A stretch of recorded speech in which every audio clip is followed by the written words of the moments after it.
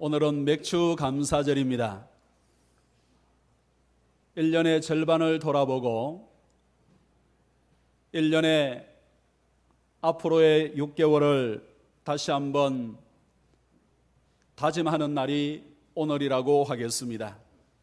오늘 예배 나오신 우리 모든 성도들, 맥주 감사절에 주시는 하나님의 은혜가 풍성하기를 원하고 열매 맺는 한 해가 되기를 간절히 원합니다.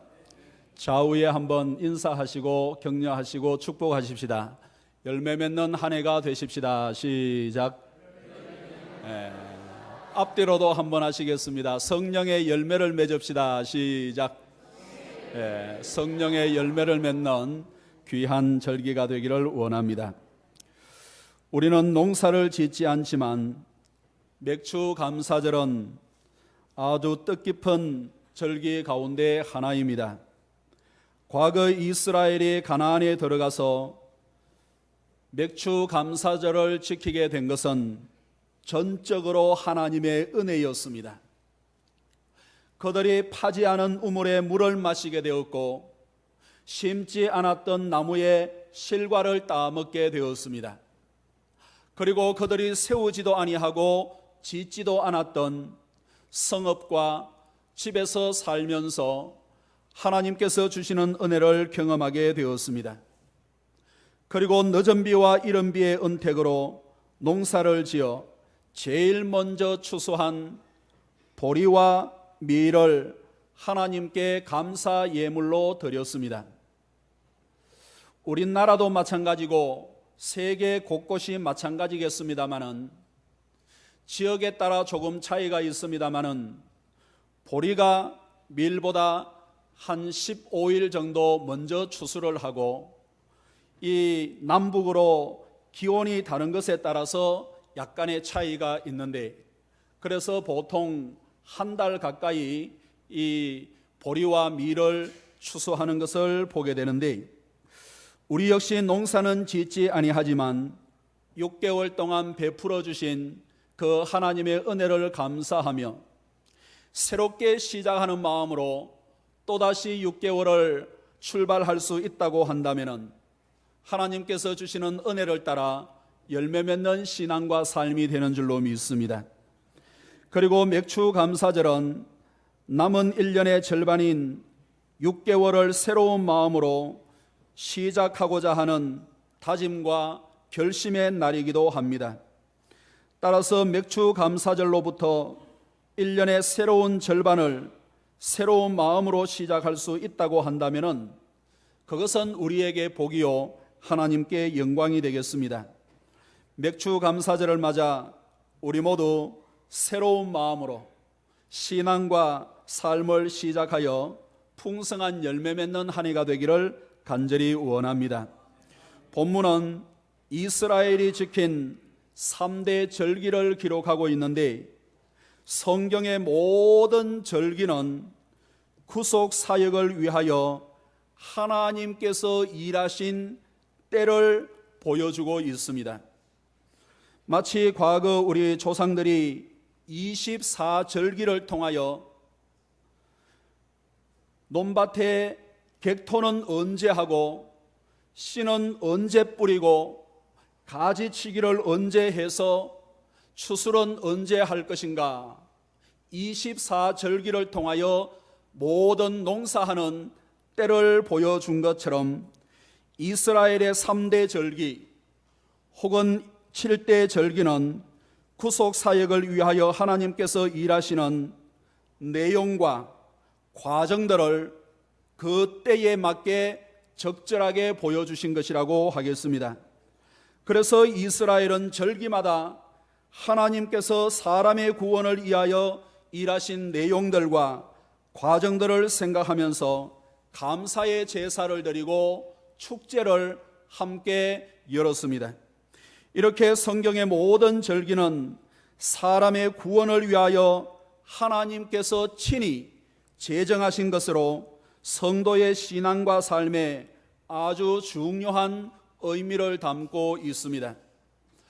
우리 기독교는 종교개혁 이후로 과거 천주교에 있었던 많은 절기들을 지키는 것은 아닙니다. 그래서 그 기독교 TV라든지 방송이라든지 이런 것을 들으면 각종 절기에 대하여 여러 가지 많은 말씀들을 하고 있는데, 교회에서 지키는 절기들은 몇 가지밖에 되지를 않는데, 그 중에 하나가 바로 맥추감사절이 되겠습니다. 상당히 중요한 의미를 가지고 있다고 하겠는데, 성경에 절기를 한마디로 설명하기 쉽지 않지만 유월절은 구원의 시작을 의미하고 있습니다.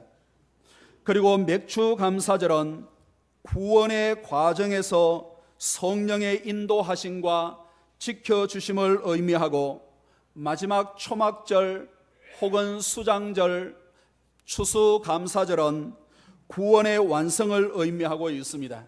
다시 한번 말씀을 드리면, 오늘 성경에도 있습니다마는 무교병은 그날 하루의 저녁의 절기이고, 무교병과 함께 일주간 계속되는 절기가 있는데 유월절이라고 하겠습니다. 그래서 구분 없이 유월절, 무교절 함께 얘기를 하는 경우들이 많이 있는데, 이 유월절은 구원의 시작, 구원의 출발을 의미하고, 중간에 있는 맥추감사절은 성령으로 말미암아 신앙과 삶을 인도해 주시는 구원의 과정을 설명해 주시고, 마지막 추수감사절은 구원의 완성을 의미해 주는 것이 이 3대 절기의 가장 중심적인 의미 가운데 하나가 되겠습니다. 본문을 보시면은 좀 더 쉽게 이해를 하실 수가 있는데, 14절과 17절은 매년 3번씩 절기를 지키기를 원하시는 말씀이고, 15절, 16절은 3대 절기에 대하여 말씀을 해주고 있습니다. 15절의 말씀을 한번 읽어봅니다. 15절의 말씀 시작. 너는 무교병의 절기를 지키라. 내가 내게 명령한 대로 아비벌의 정한 때에 이래 동안 무교병을 먹을지니, 이는 그 달에 내가 애굽에서 나왔음이라. 빈손으로 내 앞에 나오지 말지니라. 무교병의 절기, 유월절의 절기는 15절에서 말씀을 하신 것처럼 애굽에서 나온 것, 구원을 기념하여 감사함으로 드리는 절기가 바로 유월절이라고 하겠습니다. 그리고 16절에는 두 절기를 말씀을 해주고 있는데 한번 읽어봅니다. 시작. 맥추절을 지키라. 이는 내가 수고하여 밭에 뿌린 것에 첫 열매를 거둠이니라. 수장절을 지키라. 이는 내가 수고하여 이룬 것을 연말에 밭에서부터 거두어 저장함이니라. 맥추절은 중간에 있는 것으로 구원의 과정을 설명을 해주는 말씀이라고 한다면, 수장절 혹은 초막절 혹은 추수감사절은 16절 마지막에 보면은 연말에 저장함이라. 이 모든 것이 마지막에 이루어지는 구원의 완성을 이미지로 보여주고 있는 것을 볼 수가 있습니다. 3대 절기 가운데 그런데 맥추절은 초실절, 칠칠절, 오순절 등의 이름으로 아주 다양하게 불리워지고 있습니다. 다양한 이름으로 불리는 만큼 하나님의 구속 사역에 가장 풍성하게 다양하게 드러내고 증거해 보여주는 것이 바로 맥추절 혹은 맥추감사절이라고 하겠습니다. 맥추절의 다른 이름인 초실절에 이스라엘은 전통적으로 2번의 초실절을 드렸습니다. 오늘 이 부분의 말씀은 상당히 중요하면서도 약간 어려운 부분들이 있는데, 메모가 필요하시면 메모를 하시고 집중해서 들으실 수 있으면 신앙과 삶에 큰 유익이 있는 줄로 믿습니다. 그래서 초실절은 맥추절의 다른 이름인데, 이스라엘은 성경 시대로부터 지금까지 초실절을 2번 지키고 있습니다. 첫 번째 초실절은 무교절 다음 날이었고, 두 번째 초실절은 첫 번째 초실절부터 50일째 되는 날입니다. 50일째 되는 날이라고 해서 오순절이라고 합니다. 그리고 77절은 77이 49, 첫 번 초실절을 지나고 49일을 지난 절기라고 해서 77절이라 그렇게 말을 하고 있습니다. 이스라엘은 초실절에 지역에 따라 보리나 밀의 첫 이삭을 하나님께 드리고 감사의 절기를 지켰습니다. 그리고 초실절은 히브리어로 욤 하비쿠림이라는 말인데, 오시기로 약속하신 날, 초실절의 의미라는 말이, 초실절이라는 이 말의 뜻이 바로 오시기로 하신 약속이라는 말이, 오시기로 하신 약속. 예수님은 첫 번 초실절에 십자가에 못 박혀 죽으시고 3일 만에 오시기로 약속하신 그 날에 부활하셨습니다. 따라서 예수님은 초실절의 주인공이시고 오시기로 약속하신 약속의 첫 열매 보혜사가 되는 겁니다. 두 번째 초실절, 이 맥추절은 예수님께서 부활하신 후 50일째 되는 날로서 신약의 오순절입니다. 오순절에 예수 그리스도께서 성령을 보내어 주셨습니다. 이 역시 오시기로 하신 약속이 성취된 날입니다. 오순절이 무엇이냐? 성령이 강림하신 날인데, 성령의 강림은 저절로 이루어진 것이 아니라 오시기로 하신 약속이 이루어진 날, 이게 바로 오순절, 성령 강림절, 오시기로 하신 약속이 성취된 날이 되겠습니다. 사도행전 1장 4절 5절의 말씀을 보시면 부활하신 주님께서 성천하시기 직전에 제자들에게 이렇게 말씀을 주셨습니다. 예루살렘을 떠나지 말고 내게서 들은 바 아버지께서 약속하신 것을 기다리라. 요한은 물로 세례를 베풀었으나 너희는 몇 날이 못되어 성령으로 세례를 받으리라 라고 말씀을 주시고 성천을 하셨습니다.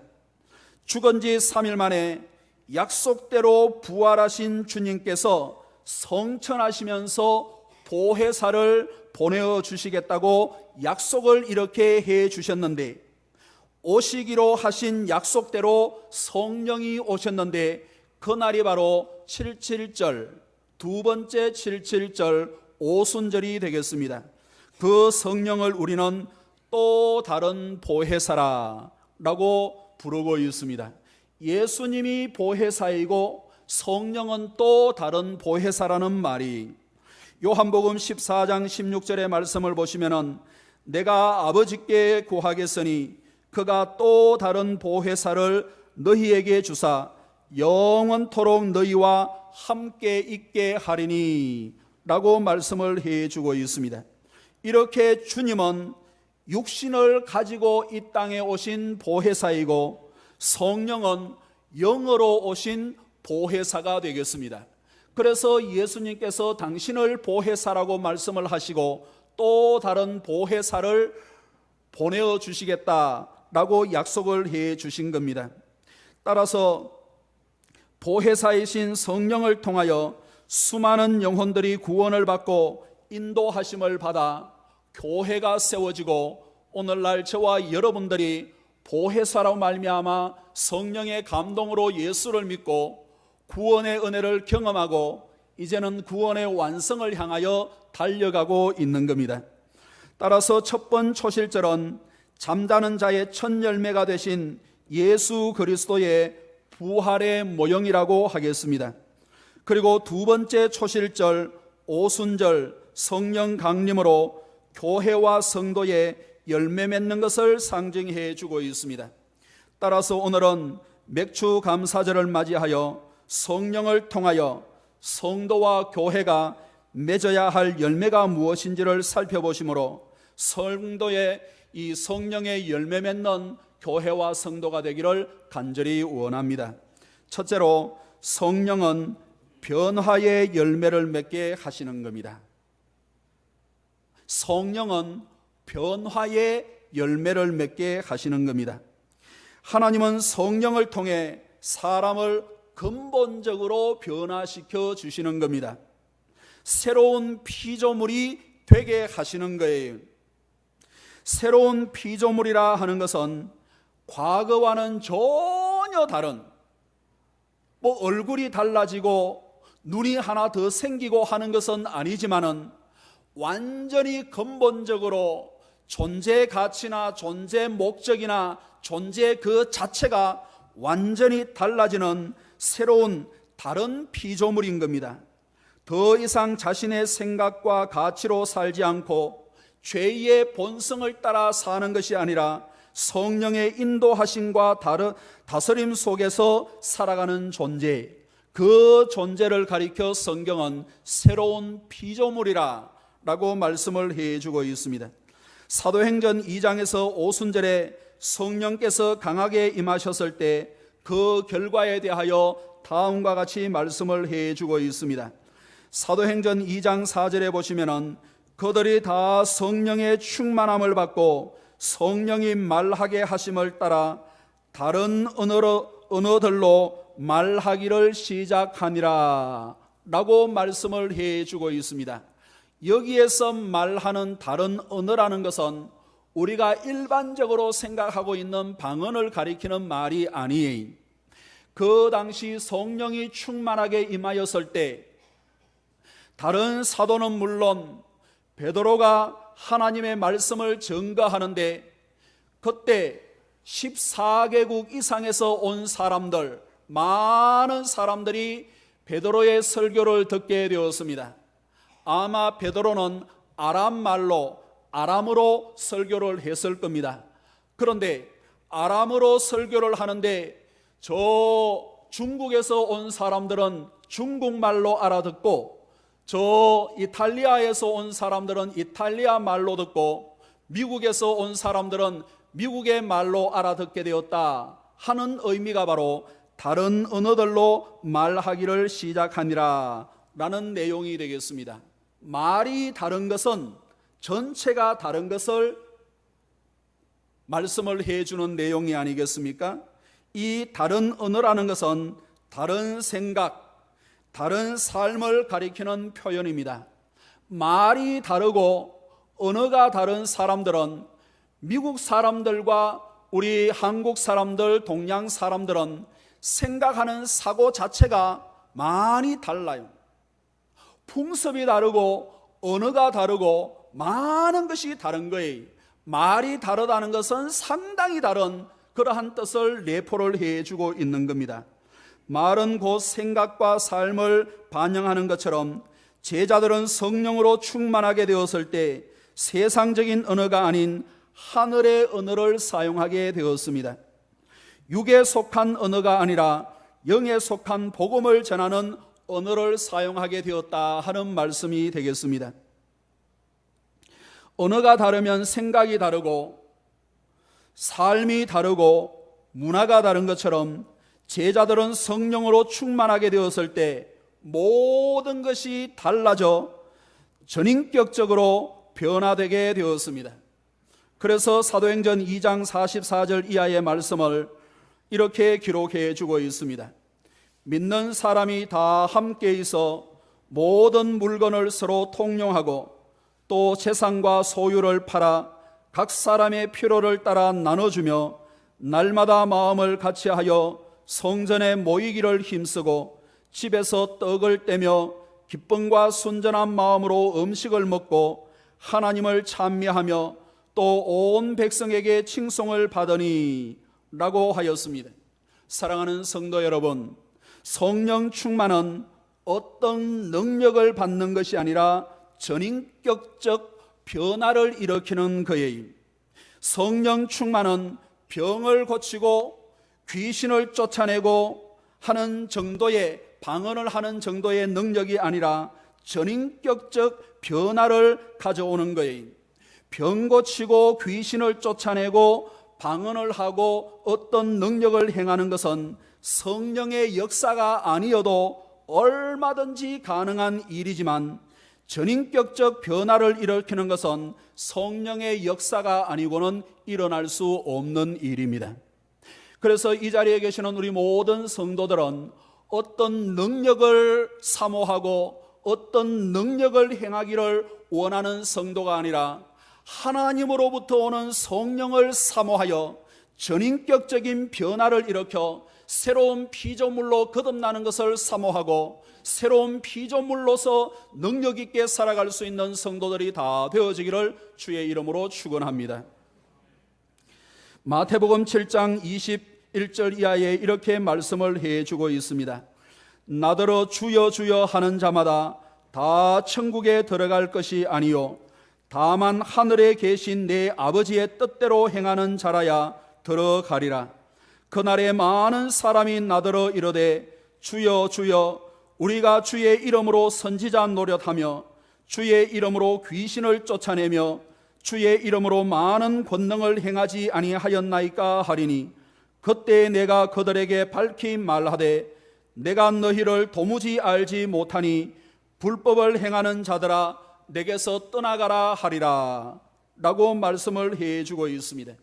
성령의 능력이 아니어도 얼마든지 선지자 노릇할 수가 있고 귀신을 쫓아낼 수가 있고 각양의 능력을 행할 수가 있습니다. 그러나 주님께서 하늘나라 시민으로 알아주시는 것은 성령의 역사가 아니고는 불가능한 일들입니다. 사랑하는 성도 여러분, 능력을 사모하거나 능력을 행하는 것을 원하는 성도가 아니라 성령의 사람으로 변화되어 주님께서 알아주시는 성도가 되기를 주의 이름으로 축원합니다. 우리가 오늘날 이렇게 맥주 감사절을 즐기고 때로는 헌신 예배를 드리면서 때로는 하지 못하는 아니면 억울한 일들도 당하면서 예수를 믿고 주의 일들을 감당을 했는데 마지막 날 하나님께서 모른다고 외면을 하신다면 그보다 더 불행한 일들이 어디에 있겠습니까? 이 자리에 계시는 우리 모든 성도들, 다른 것을 원하는 것이 아니라 예수 그리스도의 약속된 말씀에 따라 오신 성령, 그분으로 말미암아 성령 충만을 덧입고 그분으로 말미암아 새로운 피조물로 거듭나서 주님께서 알아주시고 하나님께서 인정해 주시는 성도가 다 되어지기를 간절히 원합니다. 스위스 신학자 예밀 브루너는 이렇게 말하고 있습니다. 성령은 예수님의 대리자이고 예수님의 현재는 성령 안에서 계속된다. 그래서 성령 받은 성도에게는 예수님의 인격과 거룩이 현재적으로 실현된다. 그리스도인에게서 나타나는 예수다움이 바로 성령의 사역이다 라고 말을 해주고 있습니다. 이렇게 브루너는 예수다움으로의 변화, 예수답다는 예수다움으로의 변화, 전인격적 변화를 성령 사역이라, 성령의 능력이라 라고 말하고 있습니다. 그리고 그 예수다움으로의 변화, 전인격적 변화를 갈라디아서 5장 22절 이하에서 이렇게 말씀을 해주고 있습니다. 오직 성령의 열매는 사랑과 희락과 화평과 오래 참음과 자비와 양성과 충성과 온유와 절제니 이 같은 것을 금지할 법이 없느니라 라고 말씀을 해주고 있습니다. 그리고 계속하시는 말씀이 그리스도 예수의 사람은 육체와 함께 그 정욕과 탐심을 십자가에 못 박았느니라. 만일 우리가 성령으로 살면 또한 성령으로 행할지니 헛된 영광을 구하여 서로 노엽게 하거나 서로 투기하지 말지니라 라고 말씀을 해주고 있습니다. 사랑하는 성도 여러분, 우리 모두 성령의 열매로 변화된 인격의 소유자가 되기를 주의 이름으로 축원합니다. 성령 충만을 사모하는 절기가 되기를 원하는 거예요. 둘째로 성령은 사랑의 열매를 맺게 하십니다. 성령의 가장 대표적인 열매가 바로 사랑인데, 성령은 사랑의 열매를 맺게 하시는 분입니다. 주님은 우리를 사랑하셔서 십자가에서 죽으시고 부활하셨습니다. 예수님께서 우리의 죄와 사망을 대신하여 십자가에서 모든 죄를 다 죄값을 지불하시고 영생을 허락해 주셨습니다. 주님의 십자가는 우리를 향하신 사랑의 첫 열매이십니다. 그리고 그분의 사랑을 받은 성령의 사람들은 두 번째, 세 번째 이후에 사랑의 열매를 맺게 되는 겁니다. 고린도후서 5장 14절 이하의 말씀을 보시면 그리스도의 사랑이 우리를 강권하시는도다. 우리가 생각하건대 한 사람이 모든 사람을 대신하여 죽었은즉 모든 사람이 죽은 것이라. 그가 모든 사람을 대신하여 죽으심은 살아있는 자들로 하여금 다시는 그들 자신을 위하여 살지 않고 오직 그들을 대신하여 죽었다가 다시 살아나신 이를 위하여 살게 하려 하심이라 라고 말씀을 해주고 있습니다. 꽤 길었는데 성령의 사람, 하나님께서 강권하시는 사랑이 있는 사람은 자신을 위하여 사는 것이 아니고 살게 하신 예수 그리스도와 십자가를 위하여 살게 된다 하는 말씀입니다. 주님께서 우리를 대신하여 죽으신 것은 다시는 우리 자신을 위하여 살 것이 아니라 우리를 위하여 죽으신 그분을 위하여 살게 하려 하심이라 라고 말씀을 해 주신 주님께서 우리의 구원이 우리를 구원하신 목적이 바로 자기 자신을 위하여 사는 것이 아니고 주님과 이웃을 위하여 살게 하심이라 라고 말씀을 해 주고 있습니다. 사람이 철없는 어린 아이일 때에는 모든 것이 자기 중심입니다. 모든 것이 자기 중심이 철없는 어린 아이일 때. 그러나 장성하여 철이 들면 그때부터는 어떻게 보면은 자기 자신을 위하여 사는 것보다 다른 사람과 이웃을 위하여 살게 되는 겁니다. 그래서 자식을 위하여 살게 되고 가족을 위하여 살게 되고 주변의 다른 사람을 위하여 헌신하며 살아가는 모습들이 장성한 사람들의 모습입니다. 요즘 세상이 악해지다 보니까 점점 더 자기 중심적이고 지나친 이기주의와 개인주의로 변화되고 있습니다. 이 세상에서 가장 고상한 사랑은 부모의 사랑인데, 부모의 사랑은 예수 그리스도의 사랑, 아가페 사랑에 가장 근접해 있는 사랑입니다. 그런데 요즘은 이런 부모의 사랑과 헌신조차 점점 더 메말라가고 희박해져 가고 있습니다. 점점 더 결혼하지 않으려고 합니다. 결혼을 하여도 아이들을 적게 낳거나 낳지 않으려고 합니다. 이유가 있고 사정이 있고 개인적인 이유도 있고 사회적인 이유도 있고 여러 가지 복합적인 내용들도 있습니다마는 이것은 그 중심 깊이 들어가 보면은 부모가 되기를 거부하는 증거입니다.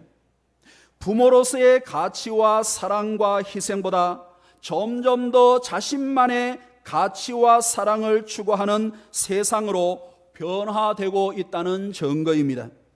그리고 그 자기만의 사랑을 경력 단절, 자기 개발, 자기 실현 등등의 말로 포장해 가고 있습니다. 경력이 단절되고 자기 개발이나 자기만의 시간을 위하여 결혼하지 않고 결혼하더라도 아이를 낳지 않겠다는 것은 자기 자신만을 더 사랑하겠다는 것인데, 이 세상은 자기 자신만을 사랑한다고 해서 결코 더 행복해질 수 없는 겁니다. 사랑하는 성도 여러분, 지금 우리가 우리 아이들을 낳지 아니하면은 우리 아이들을 낳고 양육하기 위하여 헌신하고 희생하지 아니하면은 나중에 누가 우리를 위하여 일해주고 누가 우리를 위하여 사회적인 지원을 해줄 수 있겠습니까?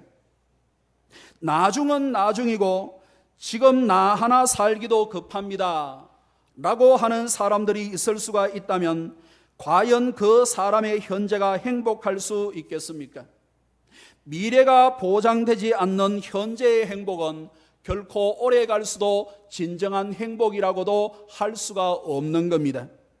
부모의 사랑을 깨달을 수 있는 사람이 행복한 사람이고 부모의 사랑이 끊임없이 흐르는 사회가 희망이 있는 사회입니다. 우리 모두 예수 그리스도의 사랑으로 충만하여 자기 자신을 위하여 살지 아니하고 먼저는 주를 위하여, 교회를 위하여, 십자가와 복음을 위하여 살고 더 넓게는 이웃과 주변을 위하여 살아갈 수 있는 저와 여러분들이 되기를 주의 이름으로 축원합니다. 셋째로, 성령은 사명의 열매를 맺게 하는 겁니다. 성령은 사명, 미션 이라고도 합니다마는 사명의 열매를 맺게 하는 겁니다.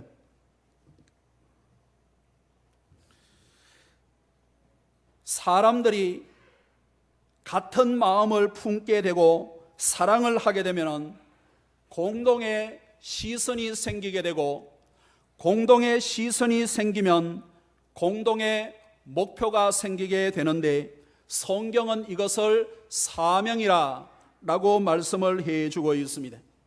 오순절 성령 강림으로 인하여 성령이 충만하게 제자들과 기도하는 사람들에게 임하였을 때 거기에 모인 모든 사람들은 서로 사랑하게 되었고, 그 결과 공동적으로 바라볼 수 있는 목적이 생기게 되었고, 그 목적을 향하여 발걸음을 옮길 수 있는 사명에 불타는 사람이 되었습니다.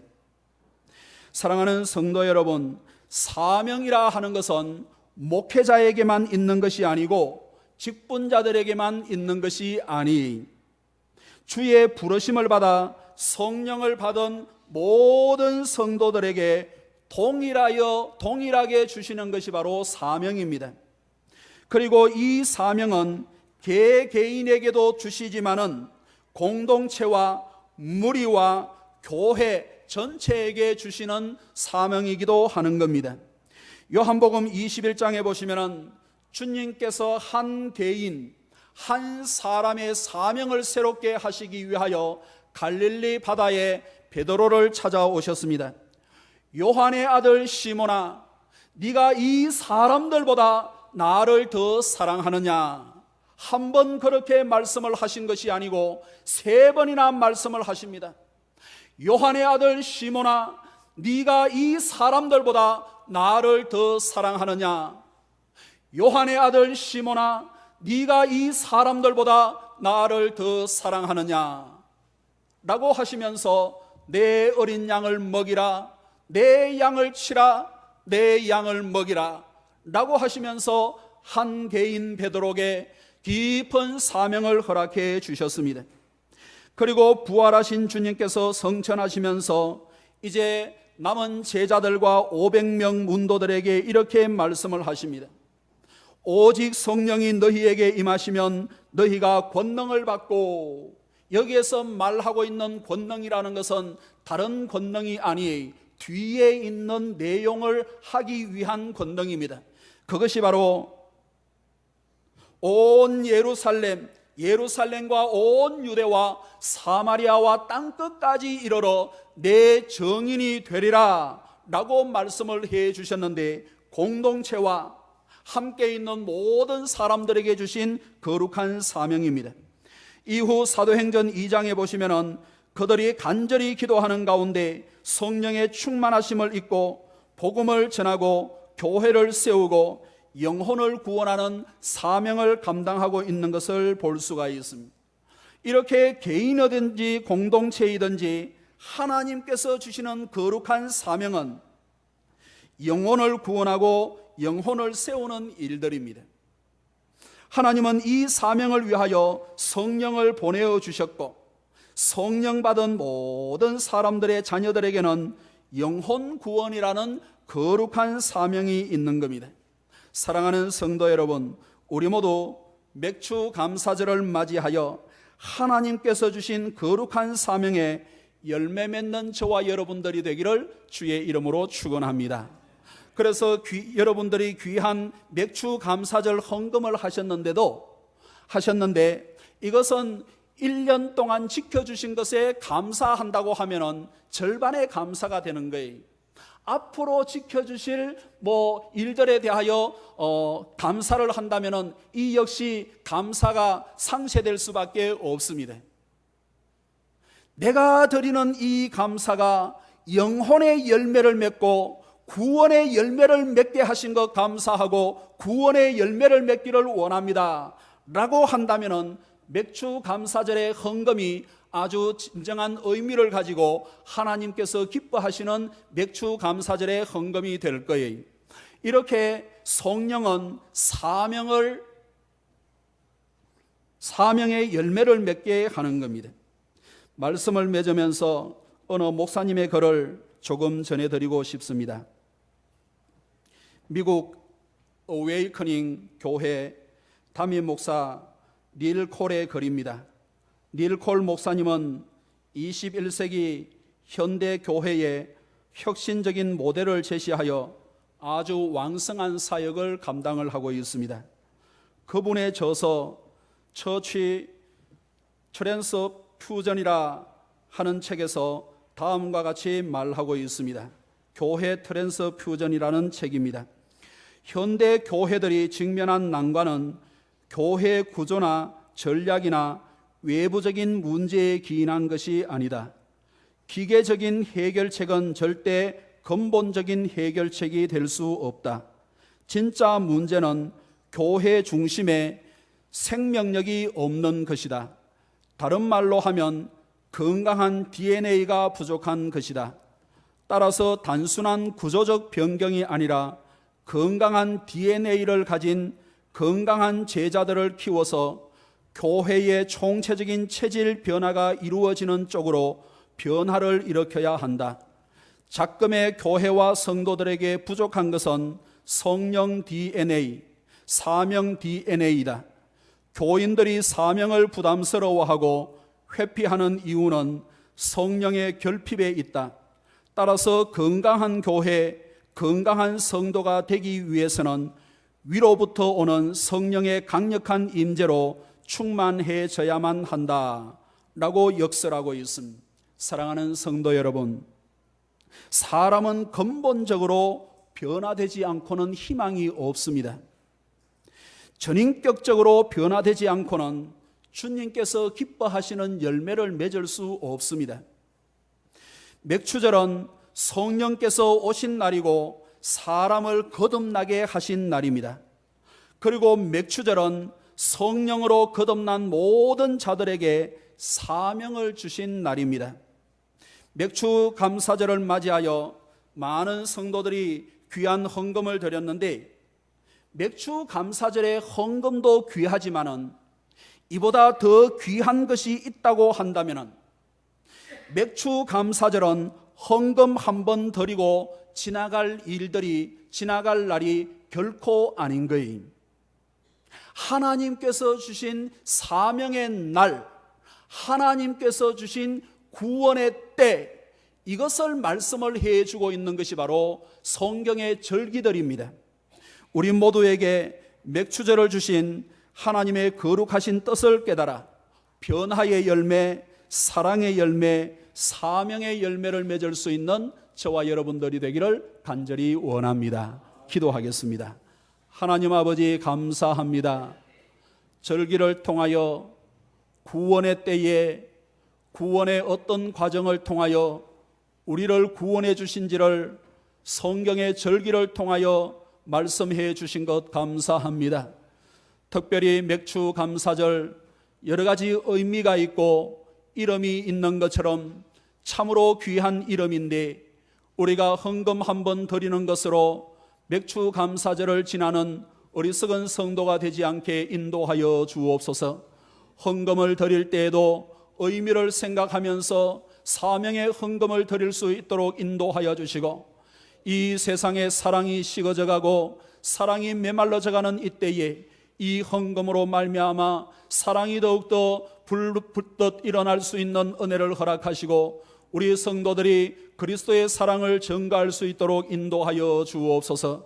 오늘 맥주 감사절 하나님께서 주시는 거룩한 뜻을 깨달아 변화의 열매, 사랑의 열매, 사명의 열매를 맺어 하나님 앞에 영광을 돌리고 우리에게는 복된 절기와 앞으로의 계절이 되게 인도하여 주옵소서. 감사하옵고 예수님의 이름으로 기도하옵나이다. 아멘.